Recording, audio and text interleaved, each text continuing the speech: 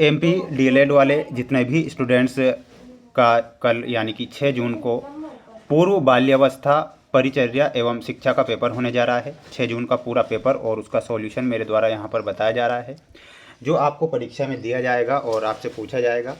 इसलिए सभी स्टूडेंट्स इस क्वेश्चन पेपर को ध्यान से देखेंगे और इन सभी प्रश्नों को याद करेंगे, क्योंकि ये जो प्रश्न हैं आपकी परीक्षा में आ रहे हैं और आपसे ये पूछे भी जाएंगे।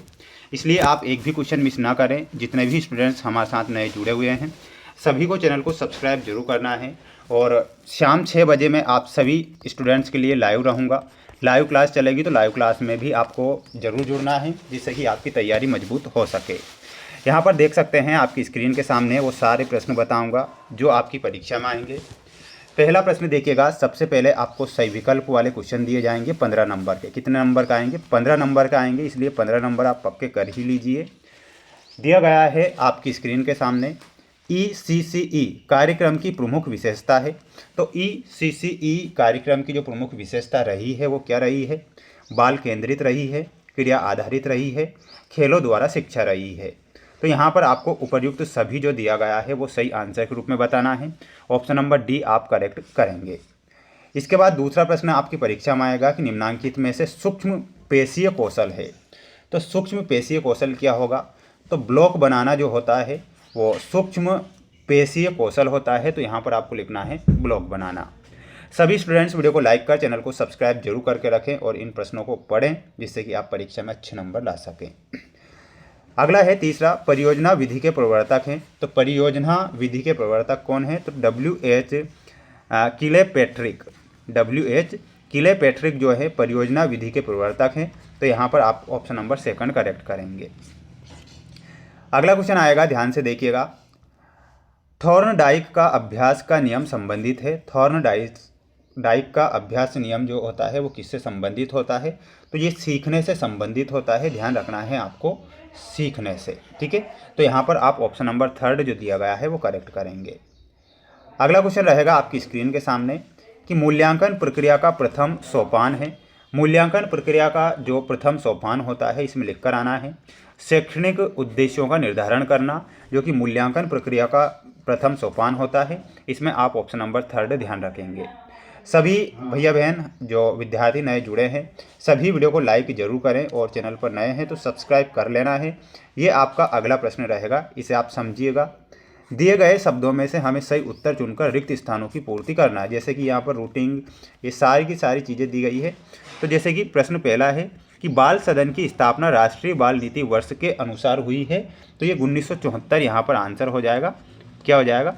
तो यहाँ पर आपको लिखना है 1974। गाल को छूने पर सिर को घुमाना एवं मुख खोलना नवजात शिशुओं में प्रतिवर्त कहलाता है। तो वो क्या कहलाता है? वो रूटिंग कहलाता है। क्या बोला जाता है? तो उसे रूटिंग बोला जाता है। तो इसमें आपको क्या लिखना है? रूटिंग लिखना है, जो कि यहाँ पर ऑप्शन नंबर 1 में दिया गया है। अगला प्रश्न देखिएगा। अगला प्रश्न ये रहा आपकी स्क्रीन के सामने, ध्यान से समझना है कि पियाजे के अनुसार पूर्व क्रियात्मक अवस्था का प्रमुख व्यवहार है। तो वो क्या हो जाएगा? आत्म केंद्रीयता, जो कि आपको दिया गया है आत्म केंद्रीयता। यहाँ पर ये आत्म केंद्रीयता आपको फिल करना है, जो कि सही आंसर हो जाएगा। और आपको क्या करना है? इन्हें याद करके ही जाना है, क्योंकि ये प्रश्न आपकी परीक्षा में आएंगे और आपसे पूछे जाएंगे। सुसंगठित एवं संदर्भ युक्त पाठ्यचर्या की योजना का प्रमुख सिद्धांत है। तो प्रमुख सिद्धांत क्या हो जाएगा? एकीकरण प्रमुख सिद्धांत होगा। तो यहाँ पर लिखना है एकीकरण। बच्चों की प्रगति के आकलन हेतु जब प्रेक्षण वास्तविक जगत की स्थिति में किया जाता है तो उसे प्रेक्षण कहते हैं। तो उसे प्राकृतिक प्रेक्षण कहेंगे। तो यहाँ पर आप लिखेंगे प्राकृतिक। ठीक है, तो ये आप यहाँ से याद करेंगे। इसके बाद हम बढ़ेंगे हमारे अगले प्रश्न की ओर। अगला प्रश्न देखिएगा, ये रहा आपका अगला क्वेश्चन, जो कि इनके आंसर में बताऊंगा। बिल्कुल आप निश्चिंत होकर बैठ जाइएगा, स्क्रीनशॉट ले लेना है। जैसे कि पहला क्वेश्चन है कि जननी सुरक्षा योजना का उद्देश्य बताऊंगा। राष्ट्रीय पाठ्यचर्या रूपरेखा को किस वर्ष प्रस्तावित किया गया? गत्यात्मक विकास से क्या आशय है? संतुलित आहार और व्यापक आकलन क्या है? तो इनके आंसर देखिएगा। प्रश्न हमारा था कि जननी सुरक्षा योजना का उद्देश्य हमें बताना था। तो उद्देश्य में लिखना है जननी सुरक्षा योजना का मुख्य उद्देश्य गरीब गर्भवती महिलाओं के बीच संस्थागत प्रसव यानी कि अस्पताल में डिलीवरी को बढ़ावा देकर मातृ और नवजात मृत्यु दर को कम करना है, ये आप यहाँ पर लिखेंगे, स्क्रीनशॉट इसका ले लीजिए। दूसरा प्रश्न आपका आया था कि राष्ट्रीय पाठ्यचर्या रूपरेखा को किस वर्ष प्रस्तावित किया गया, तो यहाँ पर लिखना है राष्ट्रीय पाठ्यचर्या रूपरेखा को वर्ष 2005 में प्रस्तावित किया गया था, यहाँ पर आपको लिखना है। अगला क्वेश्चन है आपका, ध्यान से देखिएगा, गत्यात्मक विकास से क्या आशय है। देखिएगा, गत्यात्मक विकास से समझना है।